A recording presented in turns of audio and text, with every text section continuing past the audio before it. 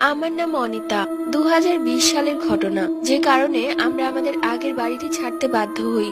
2 দিন আগে ওপরতলার একটি বাচ্চা মারা যায়। অবশ্য ছাদের রেলিং গুলো ছোট ছিল, বাচ্চাটা খেলতে খেলতে রেলিং থেকে পড়ে মারা যায়। খুবই নির্মম মৃত্যু হয়েছিল। চোখ বের হয়ে গিয়েছিল, হাত পা ভেঙে গিয়েছিল, আর কলিজা ফেটে নাক দিয়ে রক্ত বের হয়ে গেছে। এরপরও তারা বাচ্চাটার পোস্ট মর্টেম করে। এরপর বাচ্চাটার দাফন করা হলে 2 দিন যাবৎ বাড়িটা বেশ ভার ভার লাগতো। ছাদে কাপড় শুকাতে গেলে মনে হতো বাচ্চাটা পেছন দিয়ে খেলছে। বারবার মনে হতো বাচ্চাটা সিঁড়ি দিয়ে নামছে। 3-4 দিন উপরতলা থেকে তার মায়ের কান্নার আওয়াজ আসতো। এরপর আমার সাথে যা হলো তা আমি কল্পনাও করতে পারিনি। বলে রাখা ভালো, আমার রুমে কোনো ওয়াশরুম নেই। বাহিরে ডাইনিং রুমে যে ওয়াশরুমটা ছিল সেটাই সবাই ইউজ করতো। রাত 2:45 ওয়াশরুমে যাব বলে উঠলাম। উঠে ডাইনিং রুমের লাইটটা জ্বালাতে দেখলাম সেই বাচ্চা দাঁড়িয়ে হাসছে আমার দিকে। আমি এক চিৎকার দিই, সঙ্গে সঙ্গে মা এসে দেখে সেখানে কেউ নেই।